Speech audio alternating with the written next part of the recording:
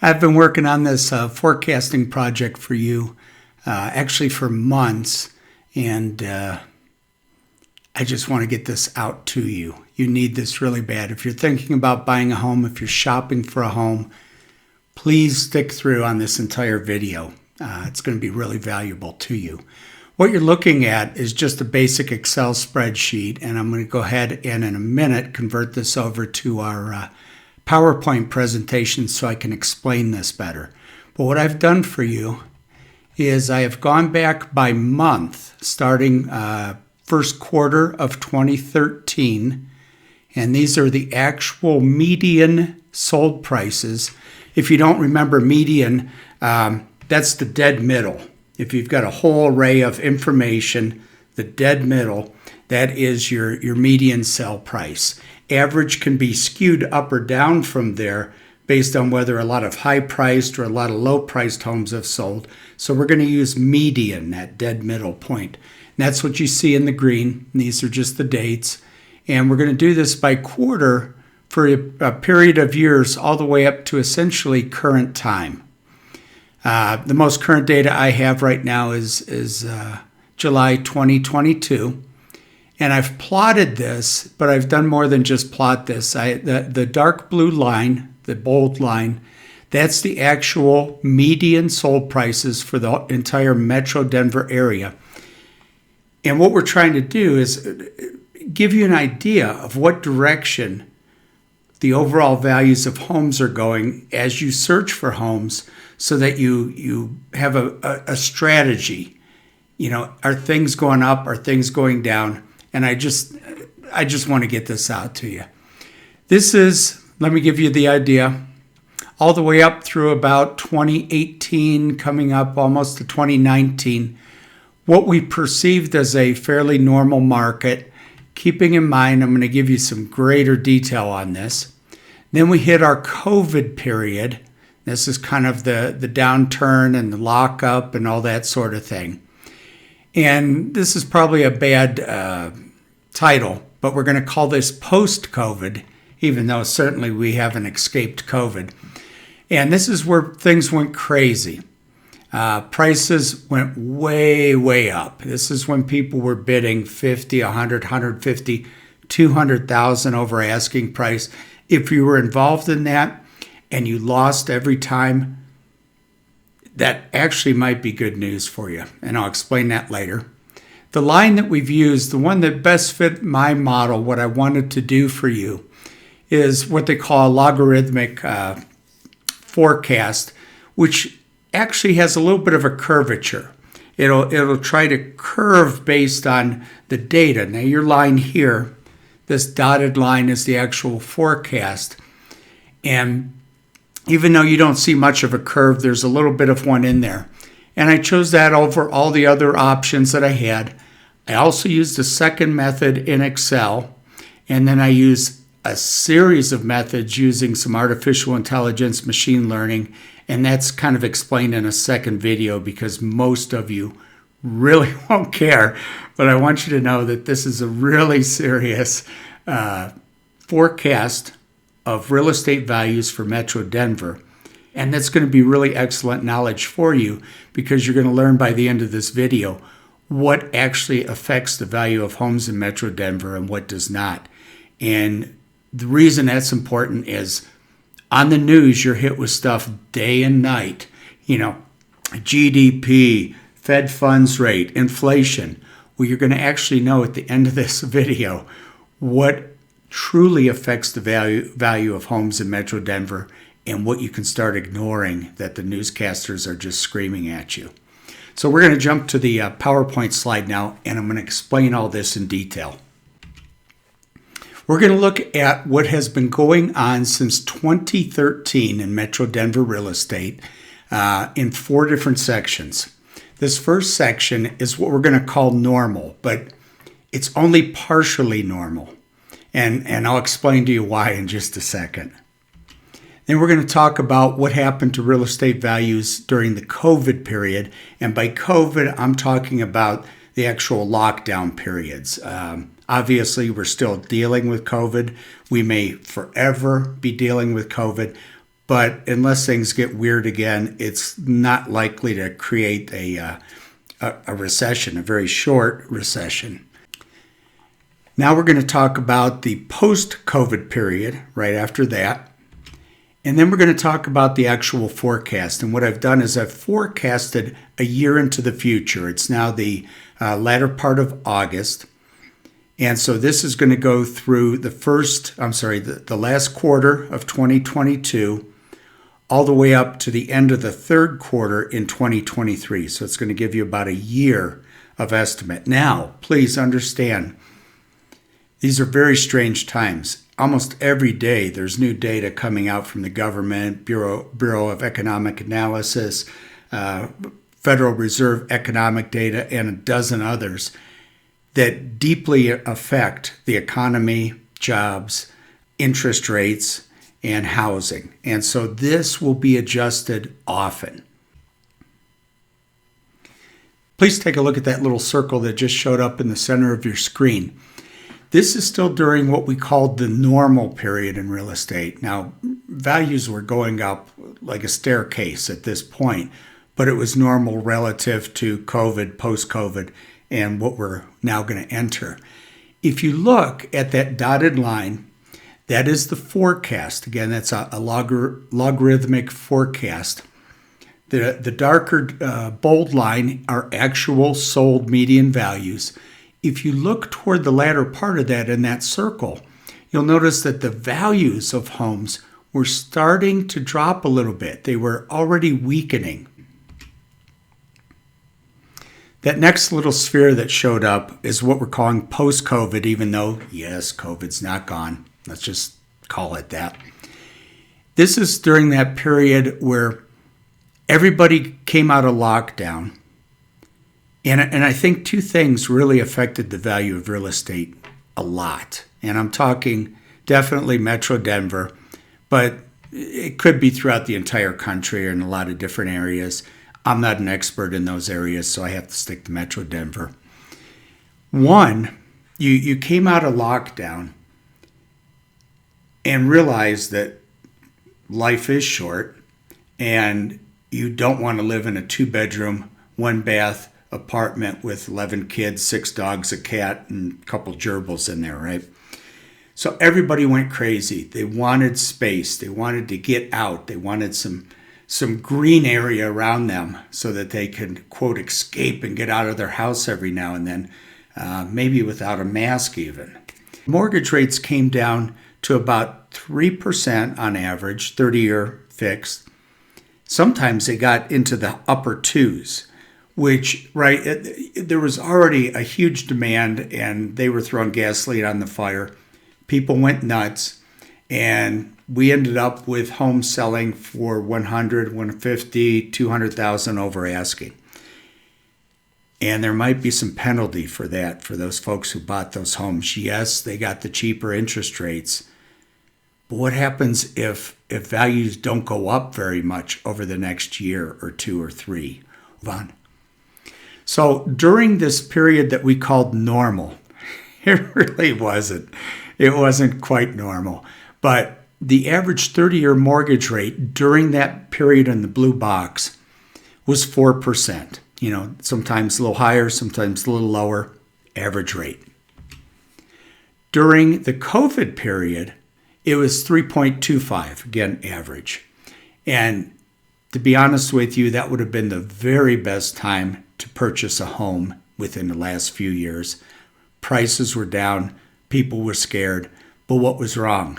The sellers didn't want you in their house. So there wasn't much inventory, and it just kind of added another bit of fuel to the fire. Low interest rates, desperation coming out of lockdown, no inventory, right? It created a frenzy. During the post-COVID period, again, probably not a correct term, but we're going to use it. Our average 30-year rates were at 3%. Again, just fuel on the fire. And again, I'm going to show you three. I did about 15. I'm going to show you three, the best 3 forecasts for the metro area. If you look at this one, it looks like prices, and keep in mind that jagged in the green, if you look to the far right of the green, that jagged point, the very pinnacle of that was the last of the 3% interest rates. Boom, as soon as it hit closer to 5.25, 5.3, that's when that baby started to come down fast. And so it's pretty tough to forecast this stuff. And again, we're going to update this often. So what we're trying to do is look a year ahead and see if we can give you some good information on where prices are generally going. And for our clients, we do specific by city and neighborhood. But at this point, I'm giving you everything I can right now. And that's why I'm rushing to get this out for you. Again, we started to have a weak spot before COVID hit. We had overexuberance. Let's call it a local bubble. I'm sorry, it was. Mortgage rates at 4, mortgage rates at 3.25, mortgage rates at 3. Can you guess? Take a guess. And that's so much of this demand is driven by the mortgage rates. The average mortgage rate, 30-year fixed, from January 78 to August 22. If you were to take a look at all those forever, well, not quite forever, but if you took the average of those, what would you guess was your typical interest rate? The average over that entire period of time, that's a long time. That's almost half a century if you add it all together, was 7.66, that's average, and the median, dead center, was just over 7%. Again, that's for a 30-year fixed rate. This is the second forecast. Again, this one was done in Excel. The next one was done in machine learning and artificial intelligence. Solid, bold blue line are actual figures, and that crazy stuff in your upper right-hand corner are 3 levels of forecast. And you can think of that as middle being most likely at this point in time with the information the system has, the upper one being optimistic, the lower one being a little pessimistic. Okay, so yellow is optimistic, gray is pessimistic. I started it a year before the data actually ended, right? We would have normally started a forecast after that crazy mountain-looking hook ended, and you would have seen the squiggly lines leading out from there. I wanted to start it a year early just to see how well this was tracking. And the optimistic was picking up quite well, really, on the information a year before today. But you'll notice that that blue line takes a steep hook downward as soon as those rates went up. And so that optimistic one is pretty well ruled out unless interest rates go down to 2.75. And then we're going with yellow. The orange is what the system considers most likely. And you'll notice the entire blue line, it's got seasonality. The peaks on each of those are approximately, the best time of the sales year. And the bottoms are the beginning and end of the year, kind of like January and December, if you will. The orange, I think we're being optimistic still. If we get the normal oscillation, we'll probably curve in toward the belly, that first belly of that orange line.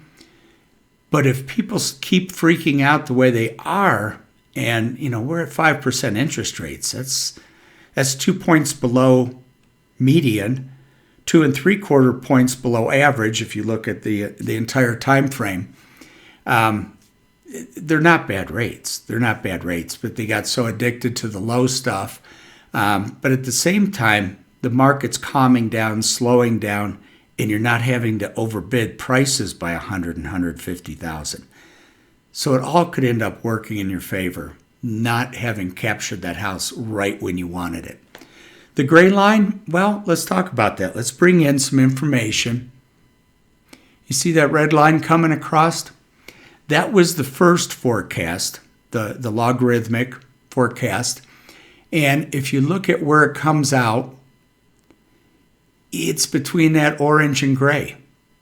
And what that's kind of leading us to believe is within about a year, we're probably just going to be a flat market. And let me show you from today's date, if we come straight across from where our little hook comes down on the actual data, and we go to where our two forecasts are most likely in our logarithmic, they're kind of running flat. It looks like we're probably going to have a flat, and again, this is in general information for the overall Metro Denver market, but it's flattening out at about 650, maybe 640, maybe 635. And, again, some are going to sell for 10 times that, some are going to sell for below that. That's just your median price. But I think that's what you have to kind of look forward to. I think you're going to be able to look for homes, and I think you're going to be able to take your time, and I think the values, and when I say I think, I'm talking about a lot of analyses. That's not my guess. That's a lot of analyses. But I think you have a pretty good opportunity. And so we're going to go ahead now and take a look at we're going to blend in some of the information from the artificial intelligence, the machine learning that I did for you. We're not going to go into great detail, separate video, but I'm going to show you what that came up with. This is all what they call macroeconomic data. When we shift over for our clients to do this at the city and neighborhood level, then we go into excruciating more detail at the microeconomic level. This is macroeconomic data, and it's you're going to learn so much. Hang in there for 5 minutes. I promise it's going to be cool.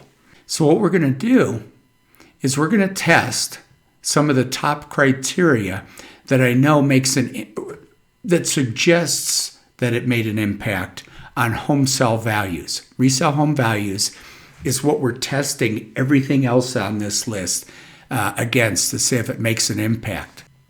So let's get to it, man. I'm pretty excited. You're not, but I am.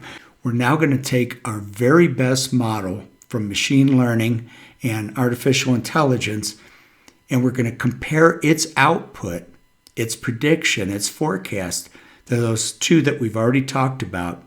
And in about a minute and a half, you're going to be a genius. Here's where you reach genius status, finally. What we have here are the three forecasts all together right on your screen. So the logarithmic Excel formula suggested this red line. Again, the blue line is our true data. A second forecasting method I used in Excel gave us an optimistic, most probable, pessimistic. And we had to try to take a look at what the real data was doing. And it was going to keep skyrocketing, just like the yellow, until interest rates went up a little bit and it started a pretty heavy crash. So we took a guess. I shouldn't say that. We've worked really hard, you and I, to pull this off mathematically and statistically. And anyway, we are now comparing where our red line meets our green line up here.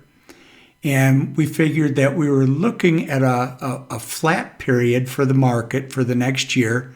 And again, there's going to be a little bit of oscillation. Some months will be higher, some months will be lower. We're taking the median into account. And we're looking at probably a 650, 640, maybe 635 median with those two. And here's what machine learning came up with. It came in at 636. Let's look at this figure. 636, let's call it 640 to keep it easy on our brains.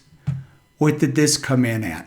We were estimating these two, when they collaborate together, at what? 650, 640, maybe 635. Holy cow. I've got to be honest with you. We've got all